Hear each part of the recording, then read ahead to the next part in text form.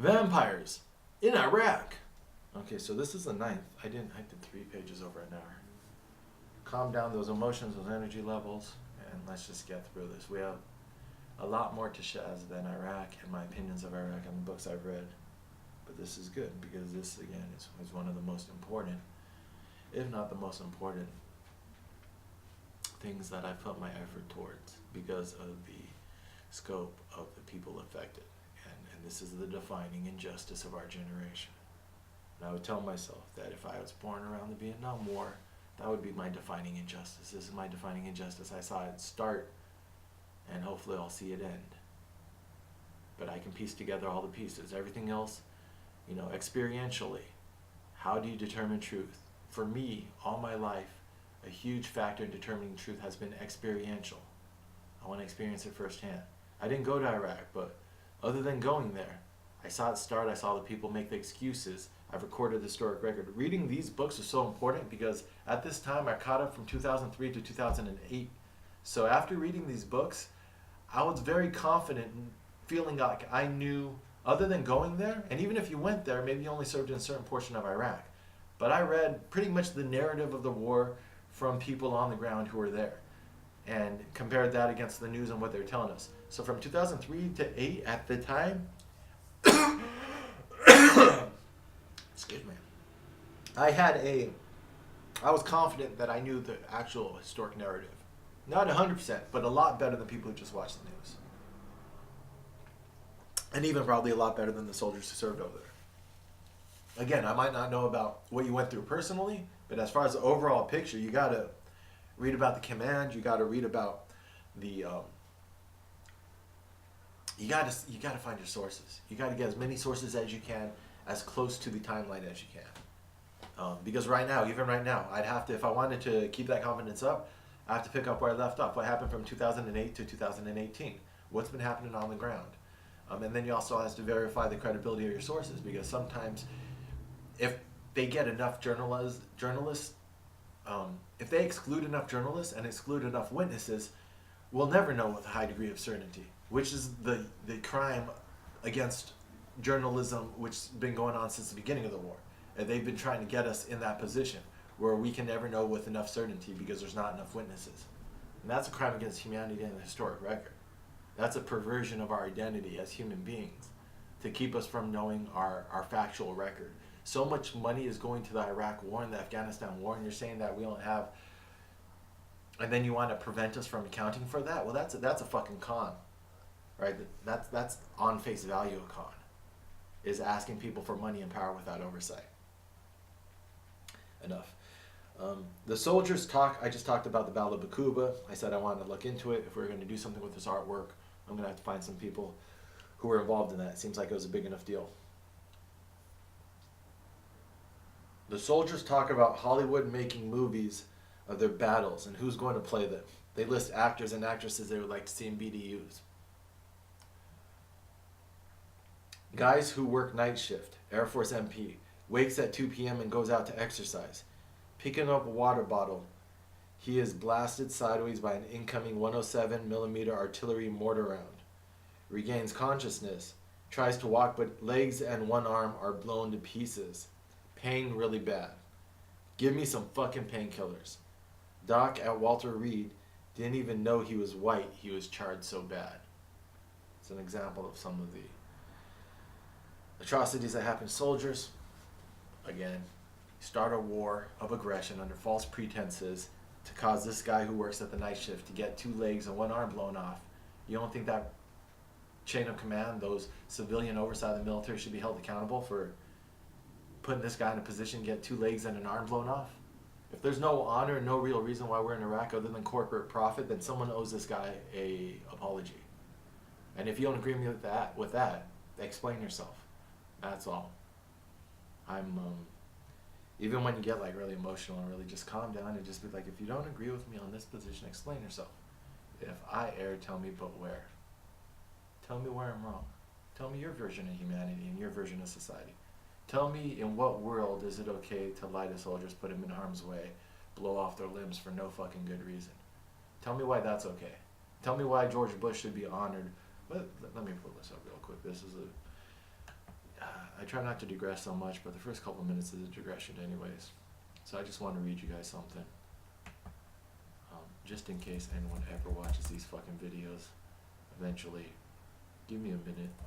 This is a 2-minute digression. It'll be worth it.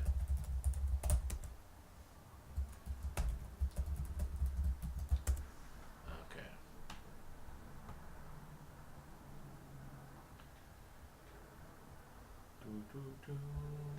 Gmail, all mail.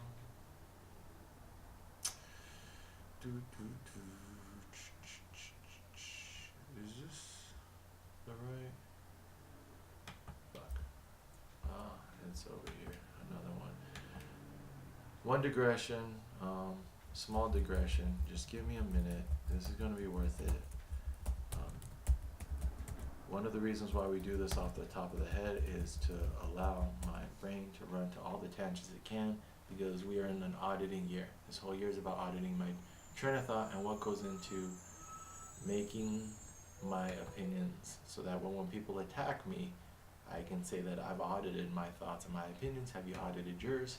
Let's just all be fair on the same playing field and be the same level of intellectual honesty. About Face, Veterans Against the War. This used to be Iraq Veterans Against the War. They rebranded. They are a 501c3 charity.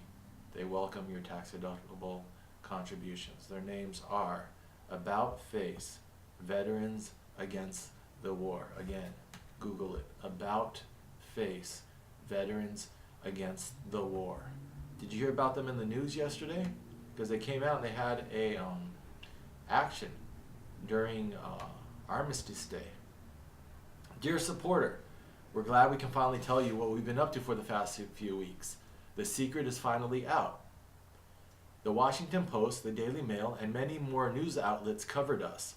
On Armistice Day, now branded as Veterans Day, George Bush was awarded the Liberty Medal for his commitment to veterans by none other than Joe Budden. As veterans of the so-called War on Terror, we could not allow a rewriting of history that both erases the needless destruction and loss of life, and the fact that lies were told to push us into the wars that continue this day. Together, members of About Face, Veterans Against the War, and some of our close allies disrupted that sham of an event and made sure the awardees and audience members alike had to confront the reality that we were there to share. You can witness the scene inside as speeches were interrupted by chants of "No awards for endless war" and "Shame," along with our siren, bullhorn, and whistle sounding the alarm of what was happening there. And on the outside, you can hear the heartful testimony of my fellow veterans about why we felt called to intervene on this moment.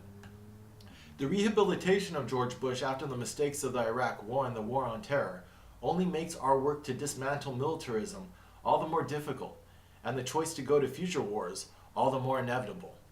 We won't let that be. We are fighting back in cases like this with our Drop the Mic campaign, Drop the Military-Industrial Complex. And every time we share our stories and experiences that counter the mainstream culture that accepts perpetual war. Mainstream culture, perpetual war, military-industrial campaign. This isn't me, these are veterans. And most, if not all these guys, not most, some of them are dirtbags like me, but most of them probably have better military careers than I do, so they can better defend their positions. So, that was Maggie Martin, the co-director of About Face, Veterans Against the War, formerly Iraq Veterans Against the War. George Bush just got honored for his support for the troops. The man who caused this guy to, who was working the night shift, to get 3 of his 4 limbs blown off.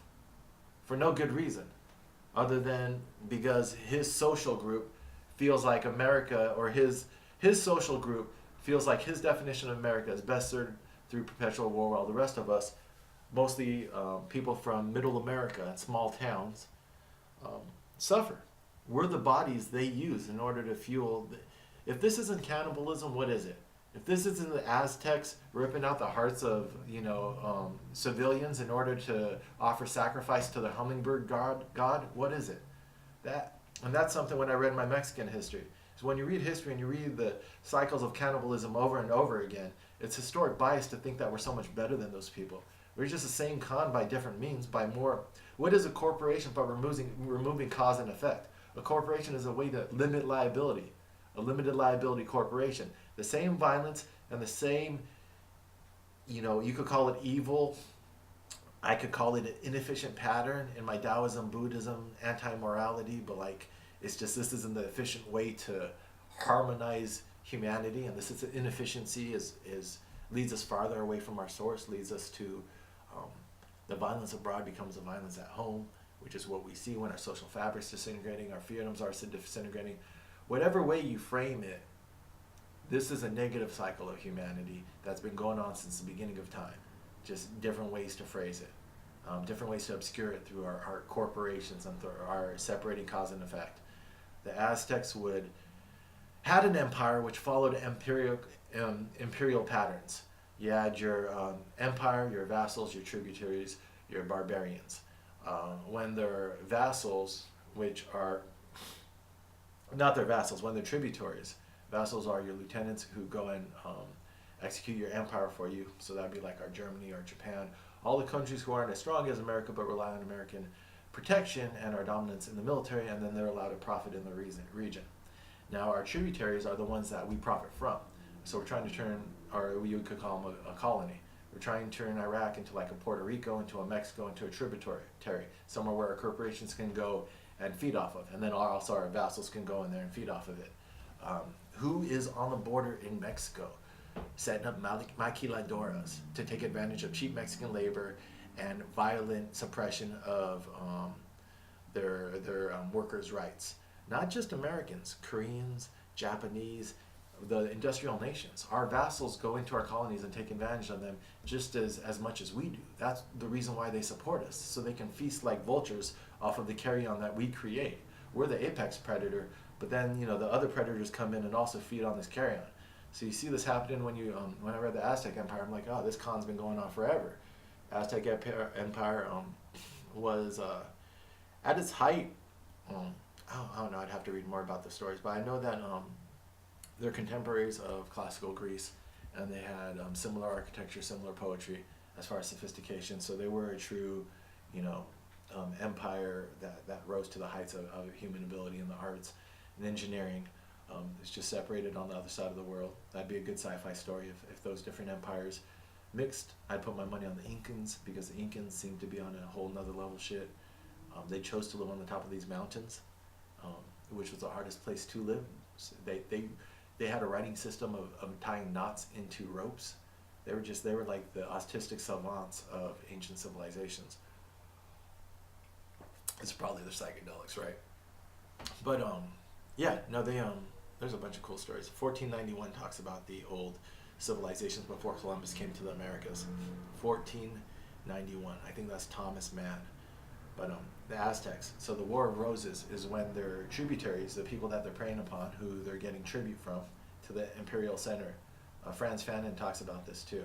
How there's a flow of people to the imperial center. Usually, you have colonies and everything, and then if those people in the colonies ever want to make it big within the empire, now that you've been subsumed into the empire, then you have this trail of immigrants that travel to the imperial center.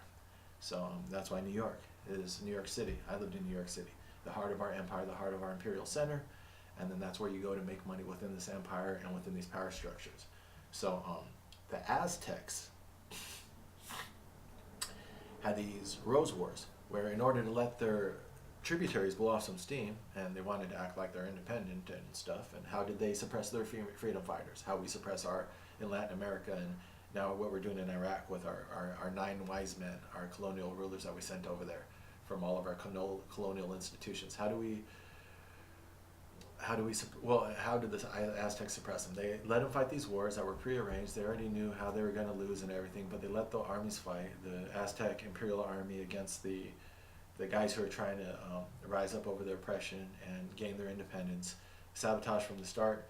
And then the leaders of those tributaries of the freedom fighters would already know the fixes in, and then they would sit behind, they call them rose wars, because they would sit behind these curtains of flowers, these curtain of roses, and then watch their own soldiers be sacrificed to the hummingbird god. And so it's like as if we're fighting a country, like let's use Vietnam as an example. The North Vietnamese are fighting for their independence. They were aligned with the communists or socialists, whatever. You can talk about ideology, but the facts on the ground aren't ideology. They're people just trying to gain freedom. Ho Chi Minh said that. I forgot the quotes, but they said we respected Americans so much. George Washington was our hero. They were really fighting for independence, and they didn't understand why we were, well, they just weren't as cynical. They didn't understand the real nature of the world, and that we are not our rhetoric, we are our actions. We don't support freedom and self-determination. We support American military might and power and empire. To the point now that it's just openly said, the grand chessboard. But so the Aztecs would sit with the military leaders of the people they were suppressing after they had just done these fixed campaigns just to let them blow off some steam. Also, you want to kill the militant males within the group, right? So if your colony is becoming too uppity, well, great, let's have a war. Let's have the war prearranged, but they could let off some steam, and we can get the most aggressive, independent-minded males from that group. We could just let them die in this war. And we just make sure that the war is fixed to the point that, like, now for our army, it's just practice. It's like shooting, and isn't that what we did in Iraq too? Overwhelming force is able to crush this upstart, uprising of self-determination. And so our military gets practice shooting fish in a barrel, and we get to kill the most aggressive among the subset and also let them blow off some steam, maybe get a little bit of pride, and then the military leaders would actually watch their own soldiers get sacrificed to the Aztec gods afterwards while they're eating psychedelic mushrooms. So if you want to have an empire, let's do it right, George Bush. Let's have you meet with your Arabic cabal of people who are also on your side as far as you're trying to establish a certain order in the Middle East, and we're supposed to invade Iraq in order to help create that order, right? And whatever is going on at these, meetings of global elites, whether it's implicit or explicit about what type of order you're trying to create in the world, why don't you just hang out with them? And why don't you watch the whole shit go down from a private room while you indulge in whatever your drug of choice is? Oh yeah, you already did that, didn't you? Because on 9/11 you were meeting with the Saudis. Okay, so the same patterns follow the same shit. That the leaders not only manage the world, but they also enjoy box seats while the destruction goes down. That's not the pattern, because that's the facts as they've been filtered to me, and I'm just trying to fit a pattern. So if that's not the pattern, tell me what it is, because I am humble, just trying to educate myself. 18 minutes. Time to get to the notes.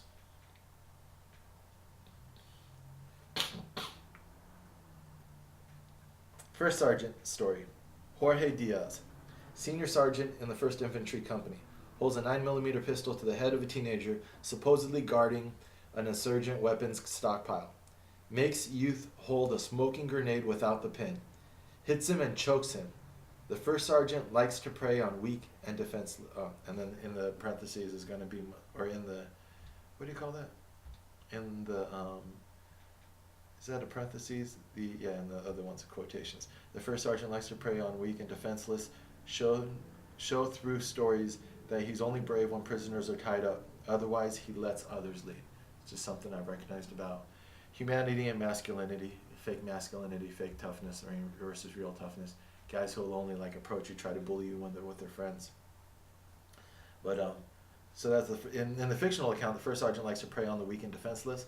But this is a real story I think I got from the book Jorge Diaz, from these military histories that I was reading, that he was torturing this kid apparently.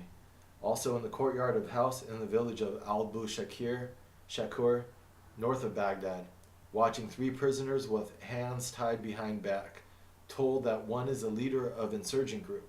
Frustrated they won't talk, he stands one up, tells men to step back, and shoots him in the face with an M4 rifle, killing him.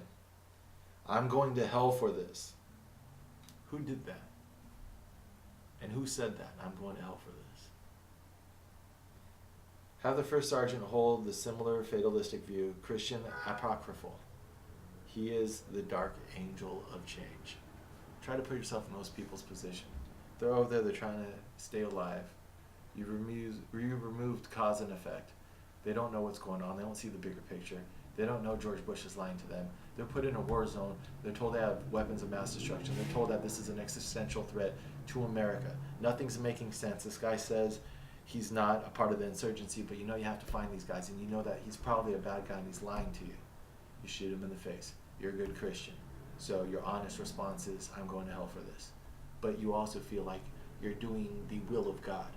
So in my view, not feeling people are good or bad, having more of an Eastern holistic view, I feel like you would feel like you're the dark angel of change. You feel like I'm acting evil, but it's, you know, must be my path. And maybe that's why so many of these guys kill themselves when they come back. Because you're trying to create, what I said, mental health is so tied to that narrative, that story we tell ourselves. And I'm just working on myself and working on my blind spots all my life and trying to correct my story and going one way and then going another way in order to correct that one way. Try to be like, shit, I grew up conservative Christian, I don't have much female experience and I don't want to get weird. And I know that I'm going to be like a weird dude if I don't get more experience under my belt. And so then I go and I dated a dominatrix at one point. I go and I just try a glutton for experience. I jump in the army. I jumped into business and made $500,000 in real estate. It's like, I don't want to be lazy. I don't want my moral character to suffer. I've been hanging around all these fucking dirty hippies during Occupy Wall Street. Notice that all of them have a weird relationship to money. I need to fucking correct that about myself. And so I went and I balled out. And I learned how to enjoy the nicer things in life and built myself my gingerbread house. King's Quarters. I can imagine how you could call yourself a dark angel of change with all of those inputs going into you. If nothing else, hopefully I provide people with more holistic narratives, with options on ways to live, ways to think that are healthier than what you've been given. I'm not an instructor, not a teacher, just trying to offer other ways to look at things. I'm just a man. That's all I've ever claimed to be. No more, no less. So I think I've told that to women before when they encroach too much on my identity. I've told them, give me space to be a man. No more, no less. I don't want to be less than a man, and I don't want to be more than a man. I just want to be an honest expression of what I was born as. Where were we at? Fuck. Page 3? Why the fuck am I on page 3? Technical difficulties. Fallujah. Marines. 11 million rounds of ammunition brought into bases around Fallujah. Encouraged civilians to leave. Only 400 remain out of... Fucking A. Lost it again. Only 400 people remain out of a city of 250,000. Fallujah has 250,000. Right now I'm living with my folks. For these couple months, I'm in Ontario. Ontario has 170,000. So it's 1.5 Ontarios. What else? Oakland has 3 million about. Hewitt has 250,000. Quarter million.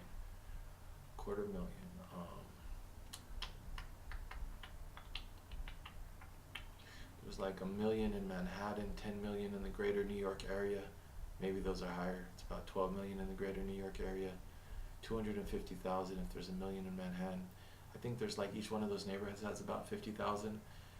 So it's like 5 neighborhoods within Manhattan. So we'll say maybe below Houston, or maybe 14th Street to Houston has 250,000.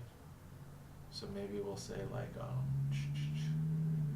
couple hundred New York City blocks, and then only 400 remain. And then you narrow that down to 2 restaurants. So out of a couple hundred New York City blocks, you narrow it down to 2 restaurants full of people. 11 million rounds of ammunition brought into the bases around Fallujah. So Fallujah is in the center, and we're just surrounding it with dried tinder and C4, and we're gonna blow the fucking shit sky high, we already know. And we're warning everyone, get the fuck out. To start, several 2,000-pound bombs dropped on railroad tracks. Soon afterward, 6,500 Marines, 1,500 Army, 2,000 Iraqi troops launch assault last 10 days. Also 2,500 Navy support, medics, doctors, Seabees, air liaison. Have soldiers talk with pride about this. They were involved or knew someone who was involved. Came from the northwest to south. 3 companies and tanks abreast, block by block, clearing movement called the squeegee, preceded by rolling mortar and artillery fire, with airstrikes whenever hard point encountered. Army unit fired shake and bake missions, incendiary white phosphorus smoke rounds, and not supposed to use those by the way, to flush out entrenched insurgents, and then high explosive rounds to kill them.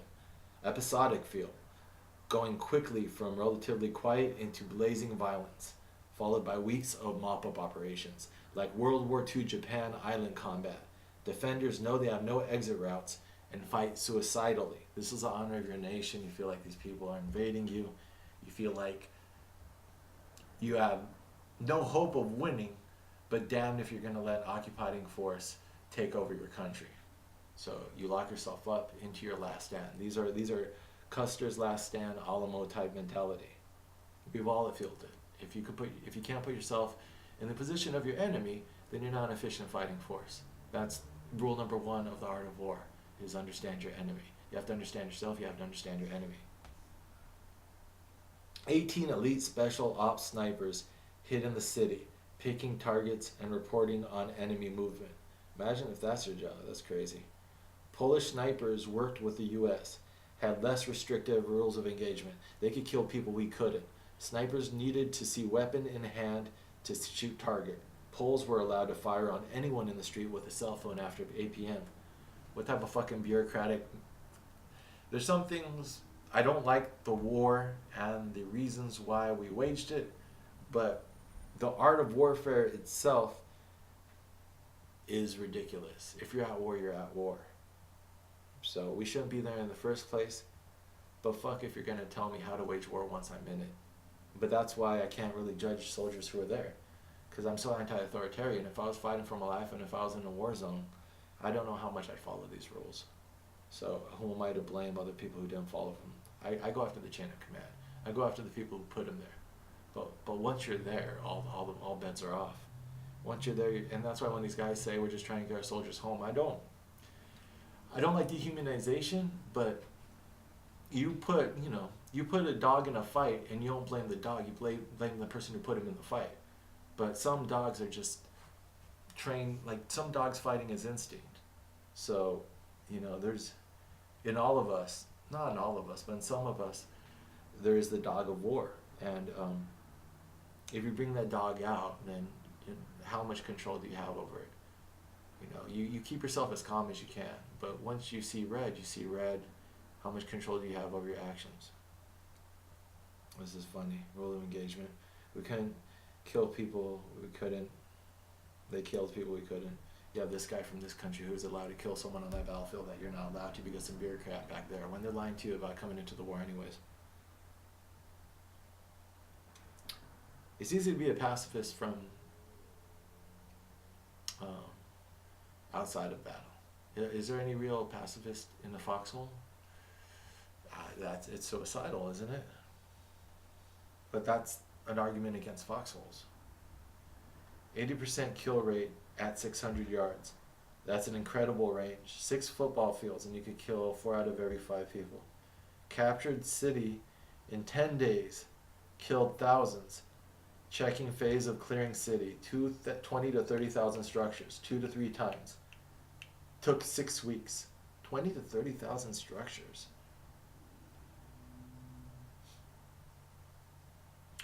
How many buildings are on a city block in New York? Maybe like 15? I said a couple hundred. So we have, that's a couple thousand. So, but on each side, it's more than, well, it doesn't have the density of New York, that's why. So 250,000, that makes sense. So they have, it's more like 1,000 blocks, if it's 20 to 30,000 structures, maybe a couple thousand blocks. And then you multiply those blocks by like a dozen or so buildings on each. And then New York just has maybe a density of like a factor of 10. So yeah, 20 to 30,000 structures, maybe a couple thousand blocks. And they cleared it a couple times, so a couple times each structure. They found 2 car bomb factories, 24 bomb factories, 455 weapon caches, 3 buildings where hostages kept and tortured, photography of checking, I don't know what that means. Marines in crouch combat position. 1 swings sledgehammer at a padlock metal gate. I think I was going to try to fictionalize this, but even though you have this many details, I didn't feel comfortable actually like describing the war of Fallujah. That's something you need to sit down with someone who has those first-hand details. But I tried this. This is one of my false starts, I remember. This is how I was going to start the story, and then I just wrote a couple pages. I was like, I'm not really feeling it. I can have these strong emotions, but if you know what you're capable of, or you know what you consider good writing, and you fall short of it, that's one of the hardest things as a writer. You're really hard on yourself. If other people are hard on you, then imagine how hard you are on yourself. I had this whole other project I was going to do. I never had any notes down, so we're not going to talk about it in the autobiographical review of my life, but Baghdad Burroughs, and I was going to take what happened in Baghdad and what happened in Iraq and transplant it to New York. That's why I like to take this 20 to 30,000 structures and put it into a couple hundred New York City blocks. I was going to go around all New York, and in order to get as many Americans as I can to put themselves in the shoes of the average Iraqi as we commit this genocide against their people and their culture. Which, we destroyed the museums, we destroyed the middle class, we created one out of every, last time when I checked during this phase, 1 out of every 2 middle class families were refugees. So 50% of the middle class was gone. So if you're not in poverty, and if you're not super rich, then you're middle class, lower middle class, or middle, upper. And imagine 1 out of every 2 people had to flee the country because of violence. This is another stat that I read at that time. Every single street corner in Baghdad experienced violence, either a bombing or a stabbing or a killing or a rape or a kidnapping. But there wasn't a street corner, so intersection of a street in Baghdad that didn't have at least one reported incident of a violent incident. So it's not just bombs, but like that's verifiable. This is just like the Iraqi body count. We know the minimum of people who died in Iraq, civilians, because of the Iraqi body count. So that is just a small fraction. You have to multiply that because there's a lot that we didn't find. But the Iraqi body count project is going and actually verifying in the morgues and stuff what is the minimal number based on the historic record. So there's people out there doing that good work. So we know the minimum amount of chaos and carnage. And then based off of how much information has been controlled in this war, we know that it just goes up from there. And I was going to transplant all of that onto New York because I love New York so much. I've lived there and I've gotten to know that city so much. New York is the city for refugees. I'm not a refugee, but didn't really identify with the small town I grew up with in California. So New York is a place that if you're trying to create your own identity, it's one of the most cosmopolitan cities in the world. I think London is the only one more cosmopolitan, and I think New York has better weather and better food. So no, it can't have better food. Food comes from the immigrants, so maybe London has better food, but New York is a pretty home to make if you're gonna make a home in this world. But it is the imperial center, so you have some guilt with that as well.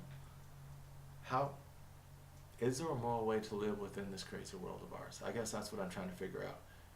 How can I live honestly and morally within such a world of violence and contradiction? That's the existential question of the time, if you believe you're an honest, moral human being, or if at least you want to be. How can I, when I'm caught up in this fabric of chaos, as an American, I joined the military, how can you purify yourself from all the bullshit and all the violent institutions and patterns that we're born into? This is my social security number. This right here is what finances these wars of aggression. This is what they borrow against.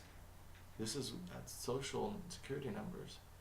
And serialization of future tax payment is what finances wars. That's what the public debt is. Blows my mind. Still figuring that out.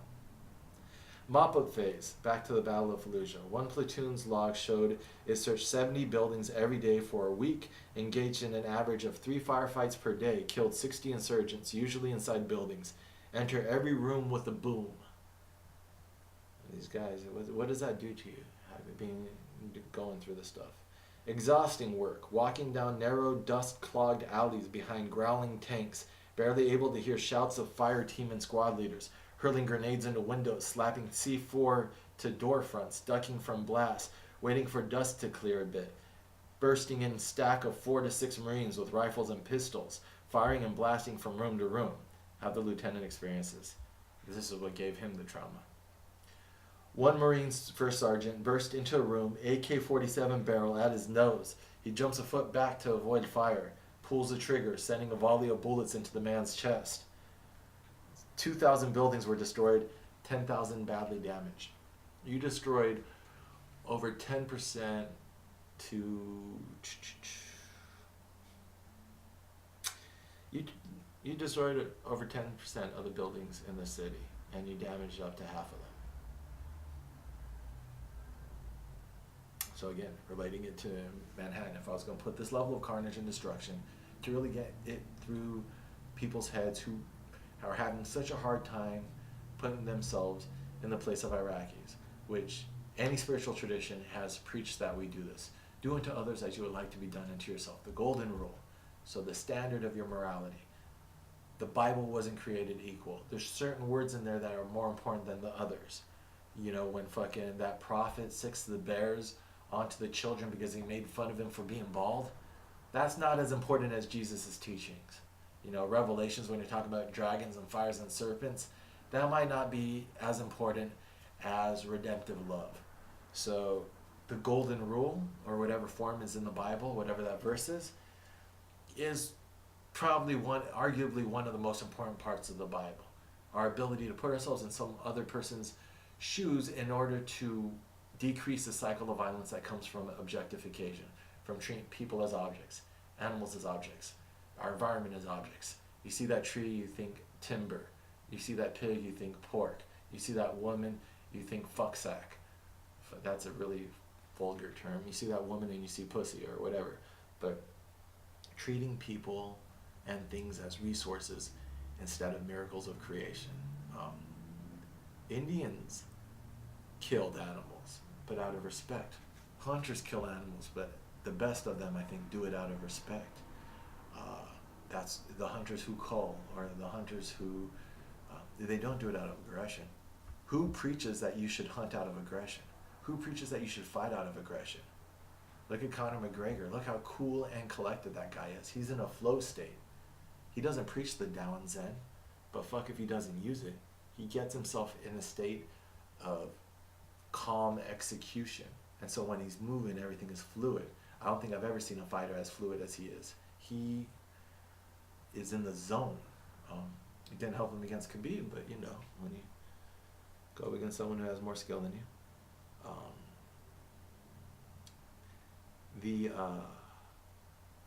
Putting someone in your shoes. Are you putting yourself in their shoes? Is what that project was going to be. So take the chaos and carnage that we did in Iraq and Baghdad, place it on top of Manhattan, and let you actually figure. That's what art is supposed to be, instead of fucking all of these superhero dramas, which are just apologists for violence over other ways to solve problems. What is a superhero movie except a justification for violence? What is Batman but a sociopath going around trying to beat up people who are really just the victims of social problems? I mean, what, Batman's fucking using violence to solve problems, as opposed, so he's using our lower animalistic nature in order to solve problems. How much detective work does Batman do versus how much fighting and killing and beating up and this and that? The best comics back in the day, if you look at the animated series and stuff, was Batman problem solving. But in these action movies, that's why you have the big dramatic fight sequence at the end.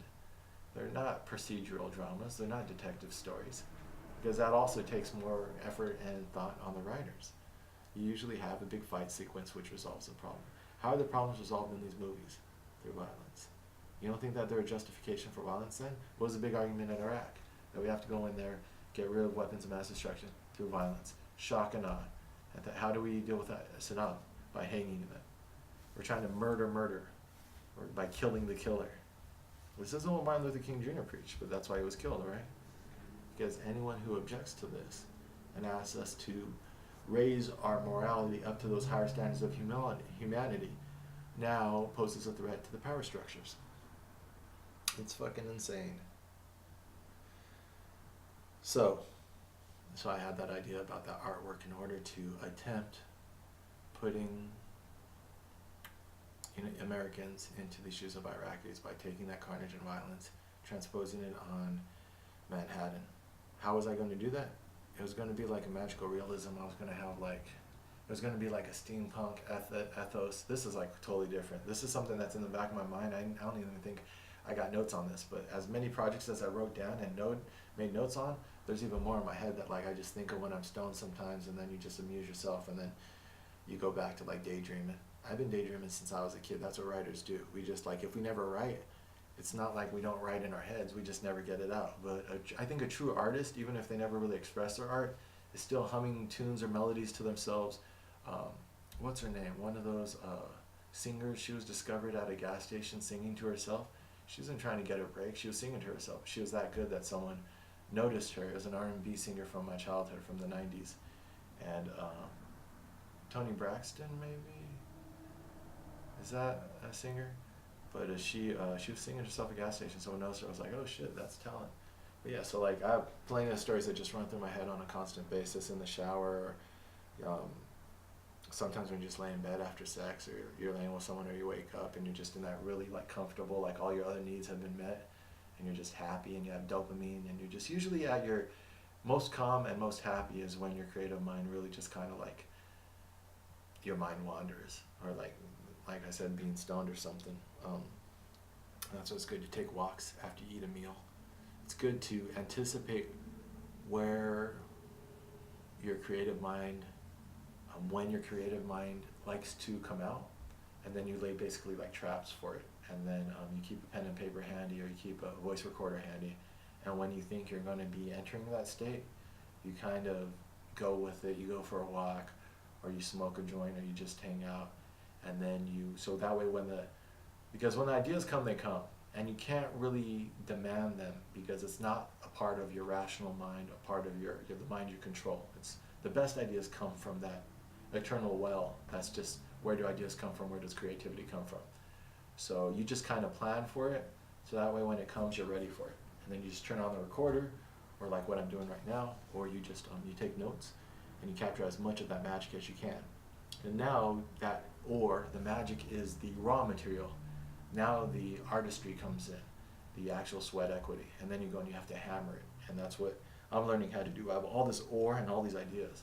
So some of this ore that I didn't really capture, but it's still in my head because these seemed like an interesting concept, was we were going to take the chaos of Iraq and Baghdad, we were going to overlay that on Manhattan, and we were going to do like a steampunk type thing where you have to suspend your belief, where it's in another universe, another time period, where we have weird modern and old technology. We have dinosaurs, people are riding pterodactyls and shit.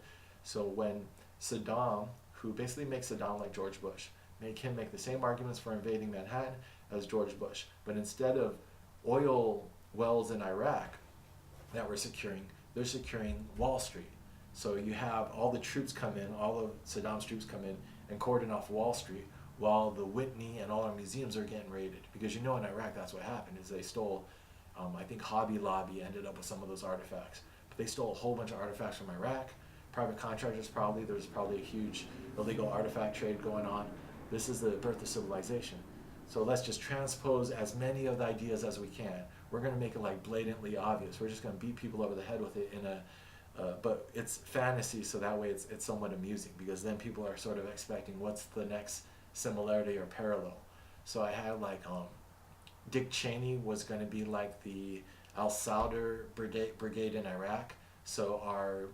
And that shows you how they're pretty much the same, the fundamentalists here and there. So the fundamentalists in Iraq, as society devolves and they stand up on their pulpits in their mosques shouting and organizing people around violence, because now social structures are dissolving and you can't trust the cops or the country or the government, So then people just start trusting these clerical leaders who are able to provide meaning, purpose, outlets for their aggression and their identity, but also protection by paying people to armed groups to secure their neighborhoods.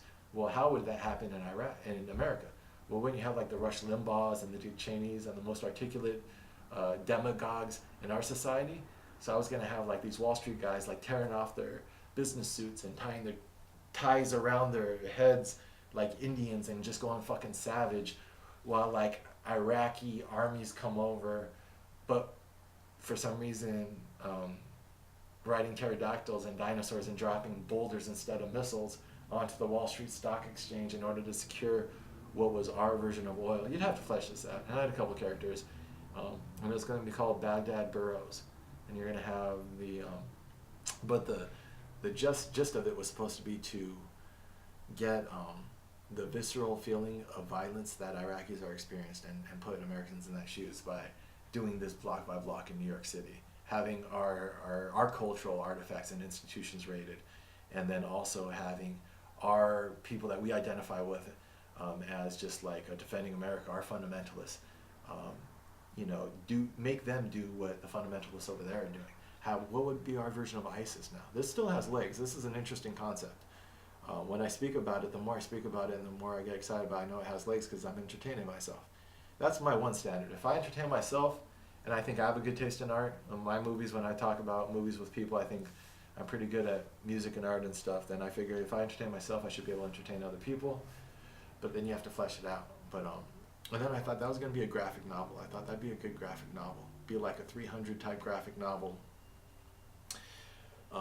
Instructive though, as a way to reclaim history, and then you give half the profits to you have half the profits going to charity to make sure that it's also moral and we're just not profiting from violence, and maybe you split the charities between Iraqi and American to try to really make it equitable and bridge the suffering. Art has the ability to heal.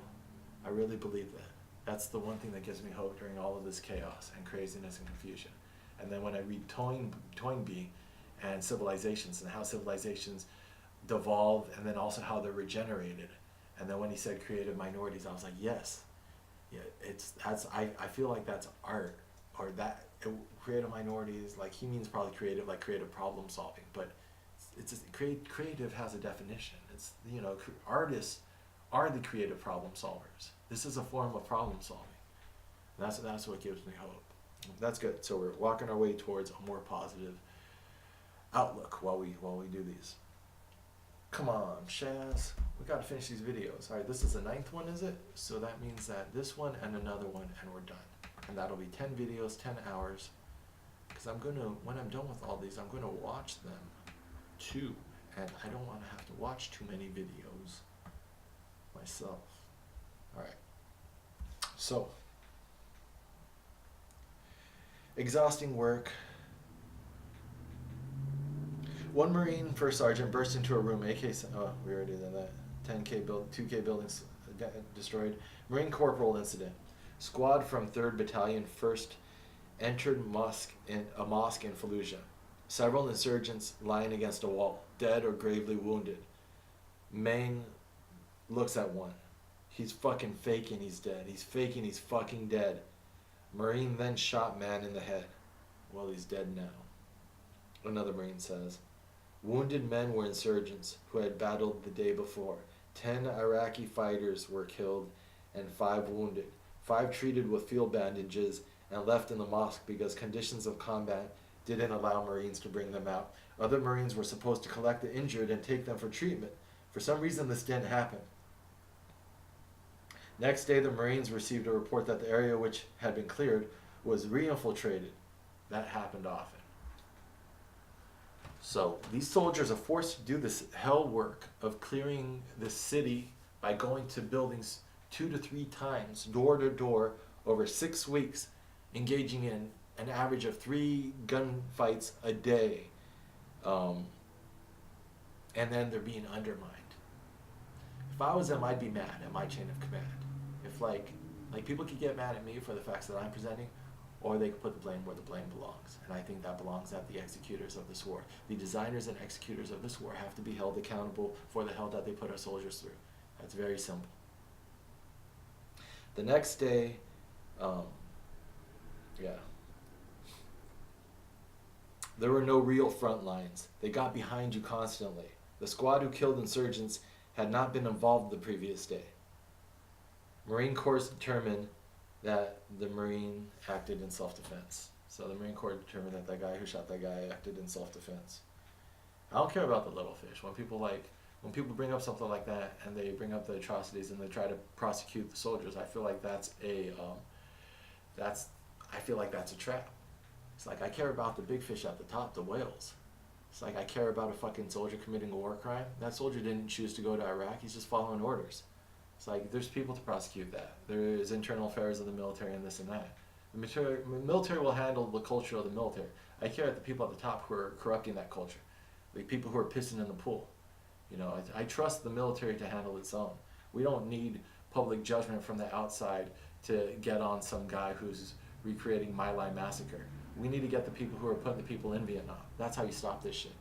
They don't need, you don't need someone looking over the shoulder of the military to make sure that they have their internal affairs in order. Not at the lowest levels. You trust the chain of command, and there's the military is being run a certain way. If you see something endemic, the whole way up. But by getting you to focus on the micro and the granular of individual soldiers and individual injustices, they're trying to, like, don't you think George Bush would rather you focus on that one soldier committing that one crime instead of George Bush's crime? I'm not going to fucking let George Bush make the individual soldiers' individual war crimes be the patsies for his overall. The buck stops with him. This is our commander-in-chief and leader of the armed forces. This is our civilian oversight of the military. He's the one who failed. His ass is in the hot seat. And we're giving him fucking awards. How much more bullshit ass backwards do you have to be in society? Marines reported that interior walls of most houses were sufficiently thick enough to use frag grenades without harming Marines on the other side. Each room can be fragged individually. Better if possible to attack from the ground floor up instead of the roof of adjacent houses downwards. Nearly impossible to haul upstairs limp wounded Marines. So they would go to the top and they would attack downwards, so that way if you get wounded you don't have to haul people upwards, but you can haul people downwards. There's no reason to place Marines in buildings until it's thoroughly prepped, which means 120mm cannon rounds from tanks. If forced by enemy contact to withdraw from the house, they recommend blowing it up or burning it down. And remember, they blew up at least 1/5 and they damaged up to a half of the buildings in the city. So that's the same type of carnage. We would probably use Fallujah as an example if I was going to do that Manhattan story. Is we would destroy outright 1/5 of Manhattan and then we damage at least half of it. Or where would be the green zone? Let's think. The green zone, would that be Central Park? And we create perimeter all around it and we turn it into like a gingerbread utopia for the, that'd be interesting. And then you have like Saddam in a makeshift like Gaddafi type tent palace in the middle of fucking Central Park overseeing all of the destruction of Manhattan around him.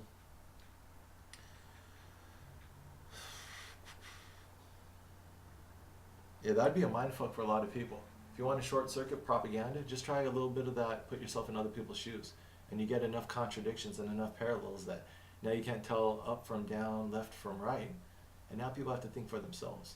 And once people start thinking for themselves, they stop being manipulated, taken advantage of. There'll always be a mark in a crowd, but we have to help as many people as we can think for themselves. And the marks will fall in line. Because in the end of the day, no one wants to be the sucker. What's the best person to let someone realize they're the sucker is to let them stand alone. So once they're alone, the marks will get with the winning side. There'll always be that 10-20% of society which for whatever reason doesn't want to or can't think for itself, but we have to create a space. That's why what we're trying to do here, create a space for a discussion, for people to think rationally. We need space for an objective discussion in society. A space to reclaim our historic narrative.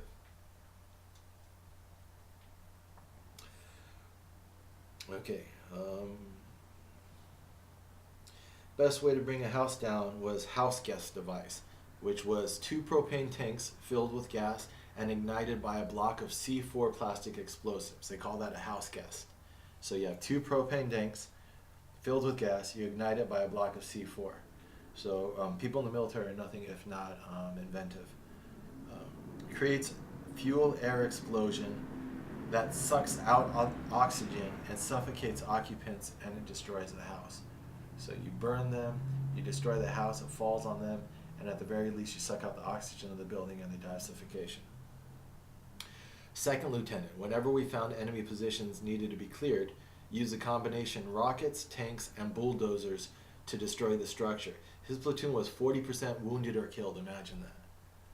40% wounded or killed. That's like Vietnam type numbers. Each of one lieutenant assault teams used an average 6 explosive satchel charges. So each of his teams used an average of 6 explosive satchel charges. Maybe each of his teams are doing maybe on average 6 of these house gas, where you put propane tanks together and putting the C4 on it. 3 cases mine clearing Bangalore torpedoes, 10 shoulder launched bazooka-like assault weapons. This last weapon, usually used following